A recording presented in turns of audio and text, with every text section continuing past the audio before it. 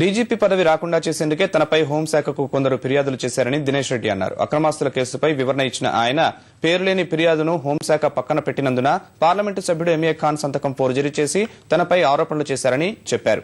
1500 ఎకరాలకు చెందిన సేల్ డీడ్లను తనకు చెందినవిగా పేర్కొన్నారని తెలిపారు. తమ కుటుంబానికి 7.5 ఎకరాలే ఉందని వెల్లడించారు. డీజీపీ అయిన తర్వాత తన పేరుతో ఎలాంటి క్రయ విక్రయాలు జరగలేదని దినేష్ వివరణ ఇచ్చారు. తెలుగుగా ఏం చేశాయంటే ఆ పర్టికులర్ సబ్ రిజిస్ట్రేషన్ ఆఫీస్ నుంచి 1 వీక్ లోపల ఏమేమి సేల్ డీడ్స్ జరిగినాయో అవన్నీ డౌన్లోడ్ చేసి అబ్టైన్ చేశాడు. So 542 sale deeds representing 1500 acres belonging to so many people, XYZ. Some of the names I can tell you. One Ravi Prasad, who is a Vaishya gentleman, who is no way connected to me.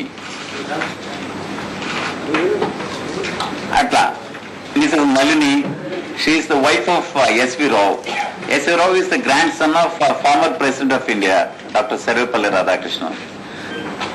So a case దర్యాప్తు అయిన తర్వాత CID investigation లో ఏం తేలిందంటే ఇది చేసింది ఉమేష్ కుమార్ అని తేలింది.